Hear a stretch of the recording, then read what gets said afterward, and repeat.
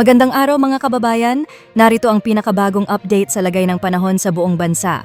Huwag kalimutang i-like, i-share ang video na ito, mag-subscribe sa aming channel, at i-click ang notification bell para palagi kang updated sa mga weather alerts. I-follow din kami sa aming Facebook page. Ayon po sa pinakahuling ulat ng Pag-asa, makikita ang mga kaulapan sa kanlurang bahagi ng bansa. Ito ay dulot ng Intertropical Convergence Zone, ITCZ, na magdadala ng maulan na panahon sa Palawan at kanlurang bahagi ng Visayas at Mindanao. Kaya't doble ingat po sa ating mga kababayan sa mga lugar na ito dahil sa banta ng pagbaha at pagguho ng lupa. Samantala, ang easterlies o ang mainit na hangin mula sa dagat Pasipiko ay magdudulot din ng mataas na posibilidad ng mga pag-ulan, kabilang na ang scattered rains and thunderstorms sa malaking bahagi ng southern Luzon.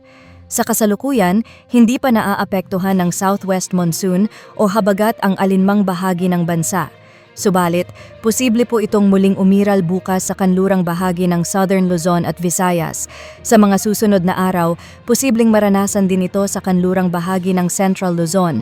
Kaya inaasahan natin na mananatiling maulan ang panahon sa mga lugar na ito. Ayon sa Pag-asa, sa ngayon ay wala tayong minomonitor na bagyo or low pressure area na maaaring makaapekto sa bansa. Ngayong araw ng Saturday, maulap ang kalangitan at may mga scattered rains and thunderstorms na inaasahan sa Mindoro Provinces, Marinduque, Romblon, Quezon at buong Bicol Region. Dulot ito ng easterlies, kaya't pag-iingat po sa posibilidad ng pagbaha at pagguho ng lupa. Sa Metro Manila at sa nalalabing bahagi ng Luzon, bahagyang maulap hanggang maulap ang kalangitan. Mataas din ang tsansa ng mga biglaang pag-ulan at thunderstorms, dulot pa rin ng easterlies. Kaya't kung lalabas ng bahay, huwag kalimutang magdala ng panangga sa ulan. Ang agwat ng temperatura sa Metro Manila ay mula 26 hanggang 33 degrees Celsius. Sa Central at Eastern Visayas, asahan din ang scattered rains and thunderstorms, dulot ng easterlies. Maulap ang panahon at may posibilidad ng paminsan-minsang malalakas na pag-ulan. Sa Palawan, Western Visayas, Negros Island Region, Zamboanga Peninsula, Bar MM at Soc-Sargen, makakaranas ng makulimlim na panahon at mga malalakas na pag-ulan dulot ng ITCZ. Muli, paalala sa ating mga kababayan sa mga nabanggit na lugar, maging alerto sa banta ng pagbaha at pagguho ng lupa.